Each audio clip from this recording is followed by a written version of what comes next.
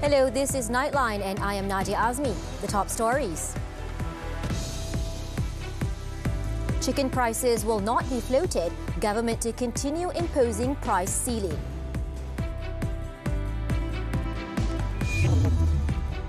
And US Senate passes first gun control bill in decades.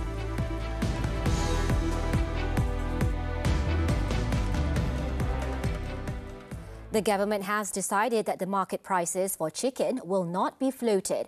Prime Minister Datuk Seri Ismail Sabri Yaakob said this was part of the efforts by the government to ensure the people will not be burdened by price hikes and the rising cost of living.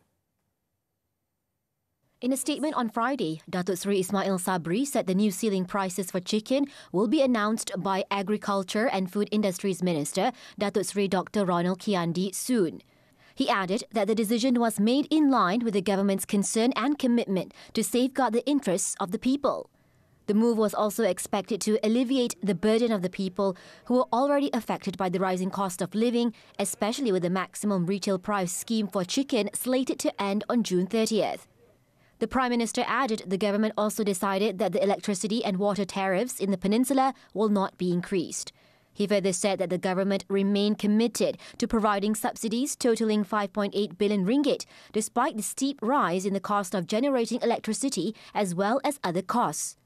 This means the rebate of 2 cents per kilowatt hour is maintained for all domestic consumers, while a surcharge of 3 ringgit 70 cents per kilowatt hour is kept for non-domestic consumers, namely commercial and industrial consumers.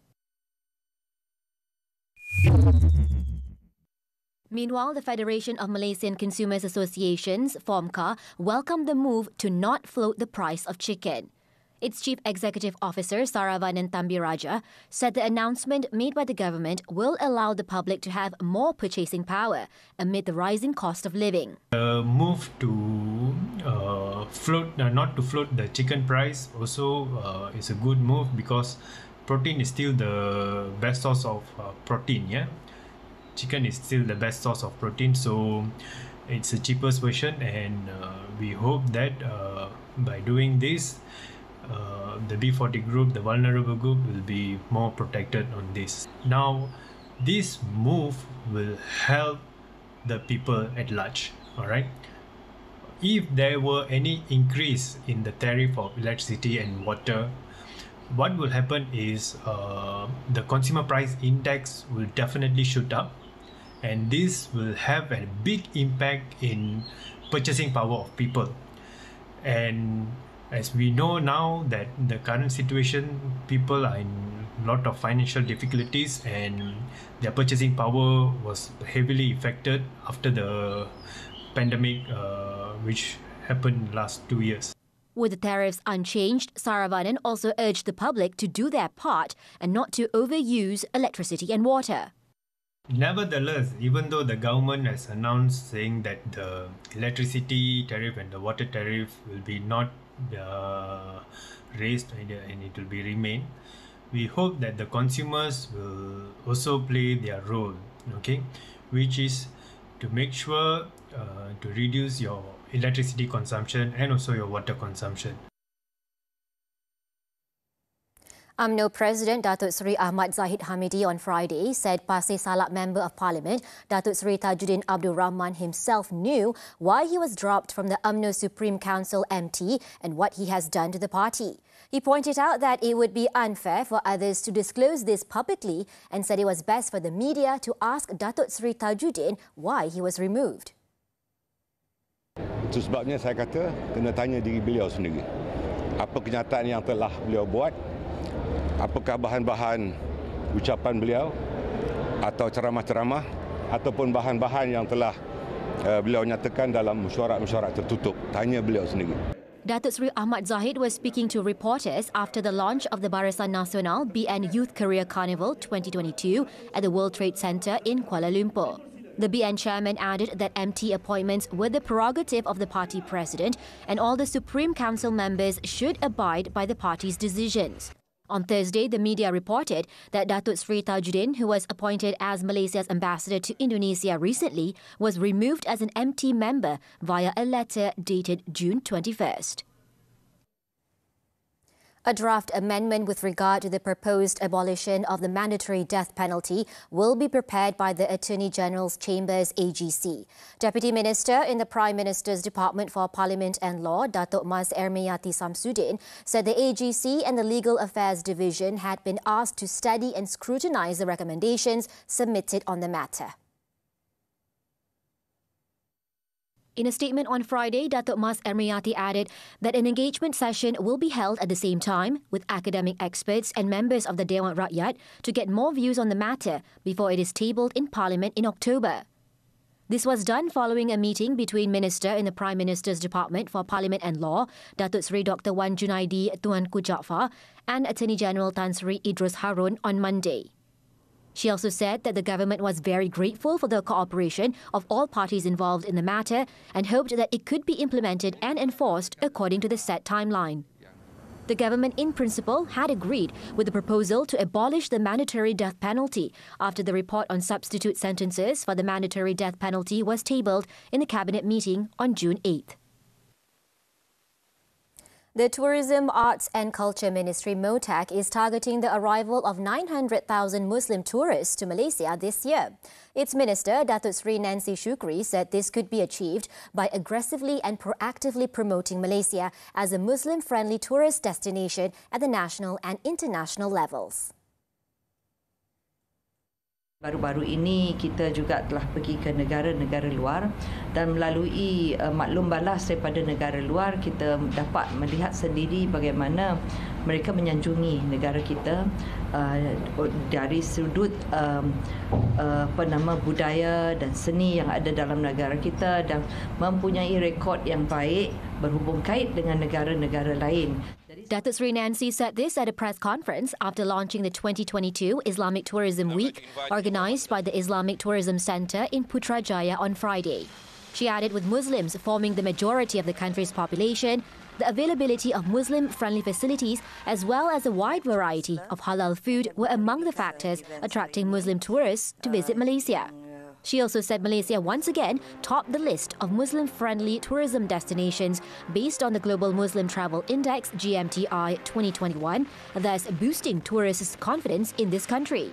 As of April, a total of 460,000 Muslim tourists were reported to have arrived in the country. Malaysia is targeting the arrival of 230 million Muslim tourists by 2028 with projected revenue of $225 billion. The Education Ministry, MOE, has announced a 25% allowance rate increment for its boarding school wardens, which has not been reviewed for the past 25 years. Senior Education Minister Datuk Dr. Tajuddin said effective August 1st, the allowance rate for chief wardens and wardens would be increased to RM350 and RM300 per month respectively. Kedua-dua penambahbaikan ini melibatkan implikasi keuangan sebanyak hampir 19 juta ringgit. Ini merupakan implikasi keuangan tambahan dalam konteks penambahbaikan yang akan dilaksanakan ini. Penambahbaikan ini In a video posted on his Facebook account on Friday, Datuk Dr. Radzi pointed out that the last time the hostel warden's allowance rate was reviewed was in 1997. He also said that a total of 3,818 new wardens will be appointed in 1,874 boarding schools under the MOE in an effort to strengthen their portfolios.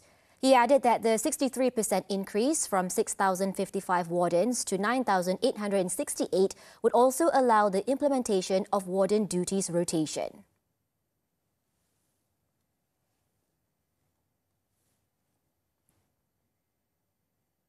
Vehicle owners holding the Malaysian driving licences, LMM, who have been given an extension of validity period beginning January 13th, 2021, must renew their licence before June 30th. Road Transport Department JPJ Director General Datuk Zailani Hashim on Friday said this is to avoid them from retaking the driving test. He also said the deadline involves those with learner's driving licence LDL, provisional driving licence PDL, competent driving licence CDL and vocational driving licence PSV or GDL. The extension was granted following the implementation of the first phase of the Movement Control Order 3.0 from June 1st last year, adding that the announcement of the exemption was made by Transport Minister Datuk Seri Wee Ka Siong on October 14, 2021. LMM holders who fail to renew their license before the deadline will have to retake the driving test as stipulated under the Road Transport Act and Motor Vehicle Rules for Drivers' License. According to JPJ's database, as of June 22nd, over 1.2 million people have yet to renew their driving license.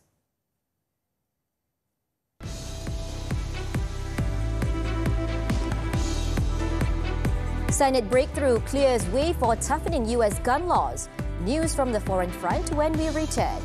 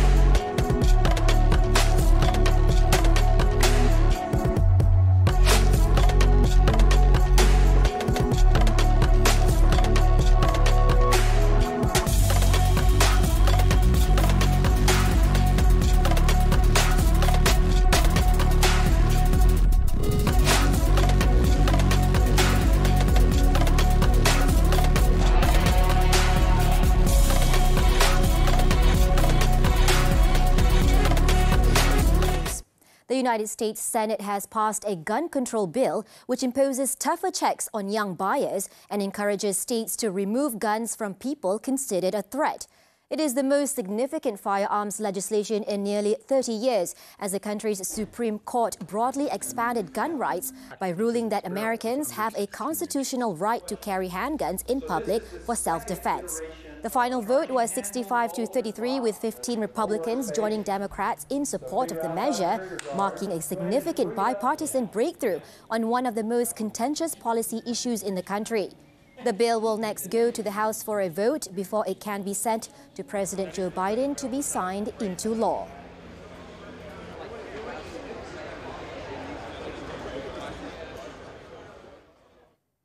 The European Union on Thursday announced Ukraine and Moldova have both been granted EU candidate status, bringing them a step closer to bloc membership. President of the European Commission, Ursula von der Leyen, said the decision strengthens the countries in the face of Russia imperialism. This is a very defining moment and a very good day for Europe today.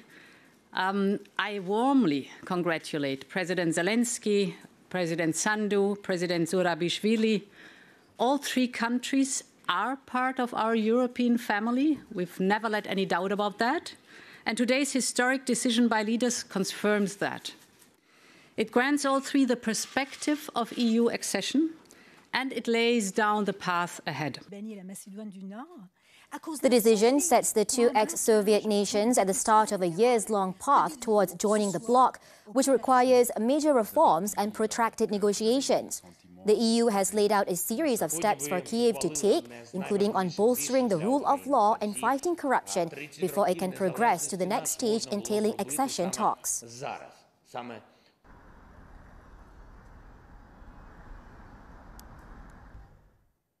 The Thai government has lifted its mask mandate with immediate effect as the COVID-19 situation in the country improved.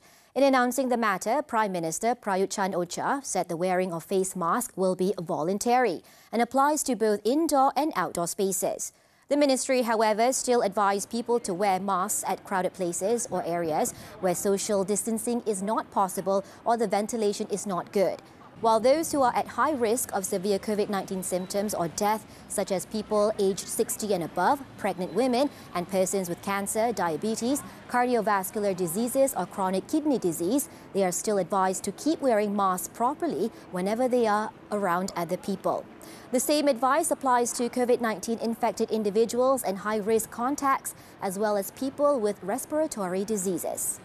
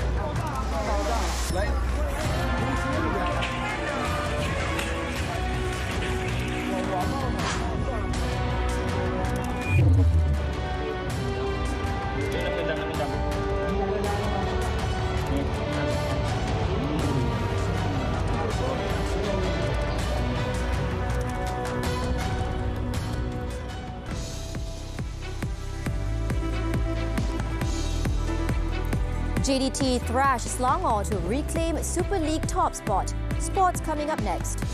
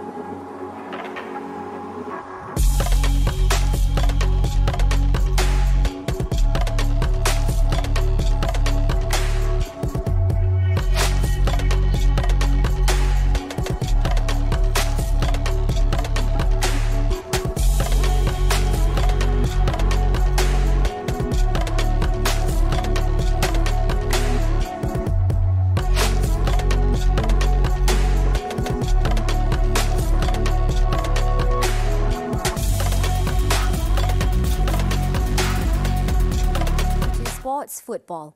Johor Darul Takzim JDT regained their position at the top of the Super League with a thumping 5-1 win over Selangor at Sultan Ibrahim Stadium. It was the Southern Tigers' 14th win against the Red Giants. Super League champions JDT drew blood as early as the 3rd minute with Bergson da Silva goal from outside the box. The Southern Tigers then doubled their lead in the 24th minute through a free kick taken by former Serie A player Fernando Forestieri. It was 3-0 by the 35th minute with Leandro Velasquez rifling home a shot from outside the box. The Super League champions led by 4 in the 55th minute thanks to Selangor goalkeeper Khairul Azhan Khalid deflecting a cross from Da Silva into his own net. Selangor found their consolation goal in the 82nd minute through Nur Hakim Hassan, but JDT responded with another goal in the dying minutes through Muhammadu Sumare.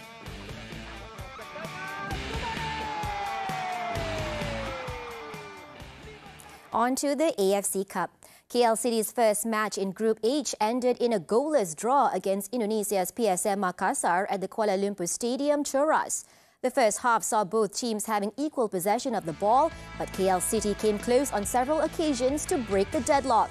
The City boys again came out the gate strong in the second half, but head coach Bojan Hodak's tactic to bring in star player Safi Salih didn't pay off as the match ended with no goals for both sides. PSM Makassar will play Singapore's Tampines Rovers next on June 27th, and KL City will play the final group stage match on June 30th against Tampines Rovers.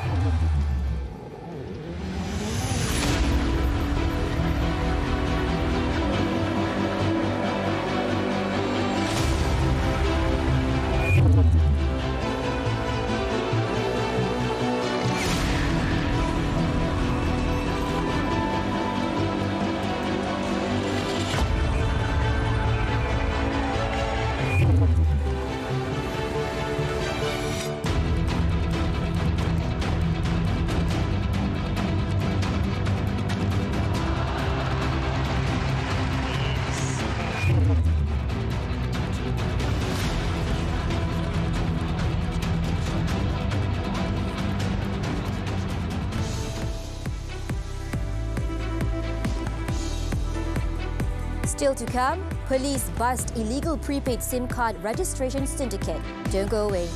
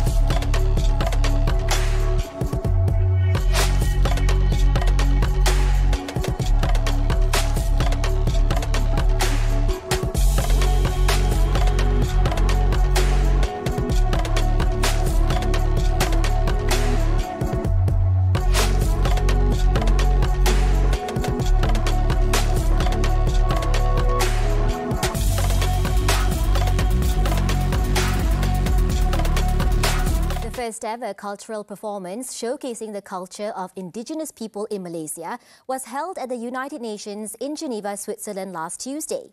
Permanent representative of Malaysia to the United Nations, Dr. Ahmad Faisal Muhammad, said the event is a testament of Malaysia's commitment as a member of the Human Rights Council to promote protection and respect for cultural rights, including those of the indigenous communities. Haliza Hashim reports from Geneva.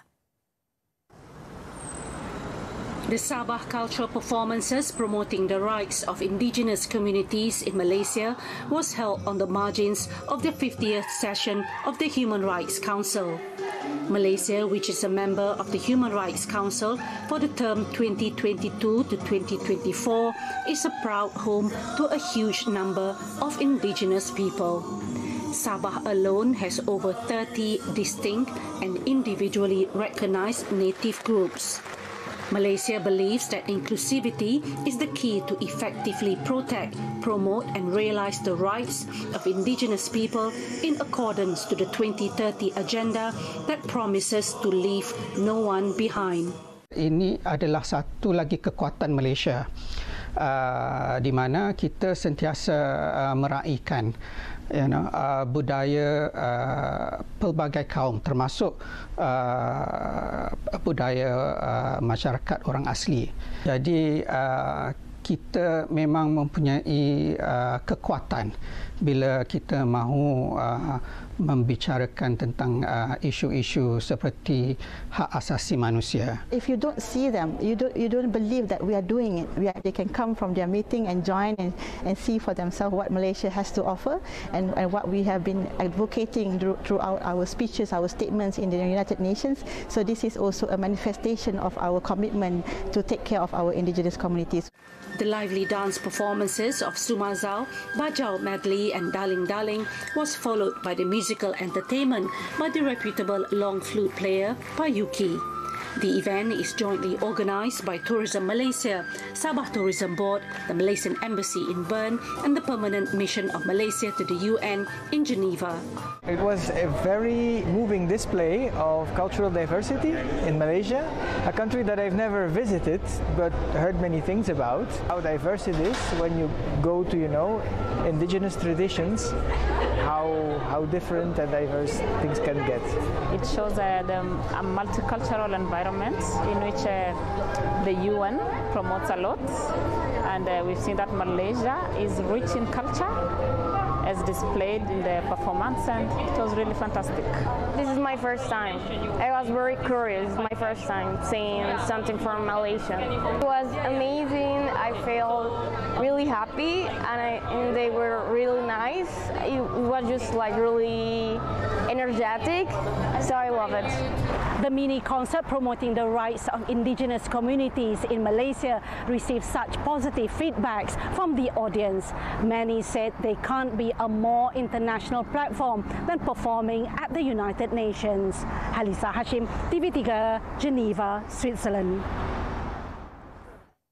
In Negeri Sembilan, 6 men, including 2 enforcement officers, have been arrested for allegedly taking bribes to pass candidates sitting for their goods driving licence GDL tests through a driving institute in the state. Sources said apart from the 2 enforcement officers, the other suspects were instructors and staff of the driving institute. It was learnt that 5 of the suspects have been remanded after Senior Assistant Registrar Karunisa Kasa allowed an application by the Malaysian Anti-Corruption Commission (MACC) at the Special Remand Court in Seremban on Friday. 4 of them were remanded for 5 days, 1 for 3 days and another was released on MACC bail due to health reasons. The suspects, aged between 35 and 65, were arrested at the state MACC office between 5 p.m. and 6 p.m. on Thursday. They were suspected to have received bribes of 300 to 650 ringgit from each applicant taking the GDL test. State MACC Director Awang Kok Ahmad Taufik Putra Awang Ismail confirmed the arrests, adding that the case was being investigated under the MACC Act. In Perlis, police busted a prepaid SIM card registration fraud syndicate with the arrest of 7 people, including 3 women on Wednesday. State Police Chief Datuk Surina Zahid said all the suspects, aged between 19 and 35, were arrested in a raid on a premises in Taman Cahaya at 5:40 p.m. Based on initial investigations, the suspects were found using personal data of locals and foreigners given by other syndicates to illegally activate the prepaid SIM cards. It was also believed that the suspects had been selling the activated prepaid SIM cards to a syndicate carrying out commercial crime activities. Multiplexer ni dibeli daripada negara luar. Dia bukan yang syarikat telekomunikasi yang ada di Malaysia lah. Sepatutnya peralatan yang ada ni diguna untuk syarikat-syarikat komunikasi kita. Tetapi dia beli online dengan menggunakan aplikasi WeChat dan sebagainya. So dia beli benda ni dan digunakan untuk buat operasi untuk menjual SIM card yang tidak sah ni menggunakan identiti orang luar. During the raid, authorities also seized 15 computer monitors, 14 central processing units, 13 keyboards, a flash drive, 51 SIM card multiplexers, 3,084 SIM cards, a modem and 13 units of computer mouse, all worth about 130,000 ringgit.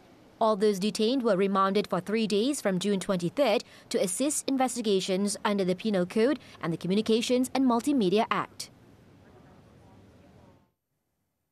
The Kuala Lumpur Magistrates Court on Friday acquitted and discharged singer and businessman Jason Lowe from a charge of self-administration of drugs 3 years ago.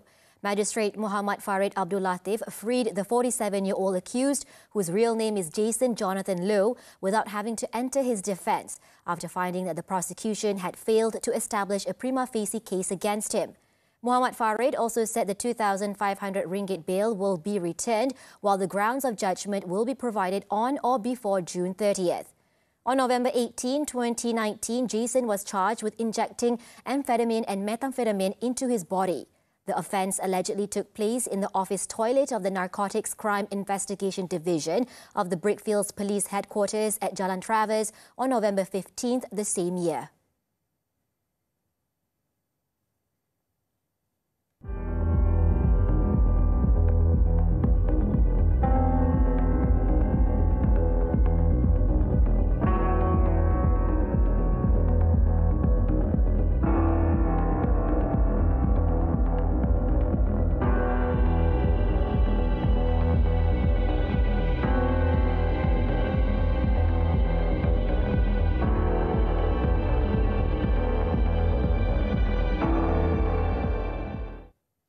The traditional Night of San Juan festival returned to the Spanish town of San Pedro Manrique after 2 years of suspension due to the COVID-19 pandemic. The festival is known for the magic of its ancient tradition of the passage of fire and is recognized as one of fiestas of international tourist interest of Spain.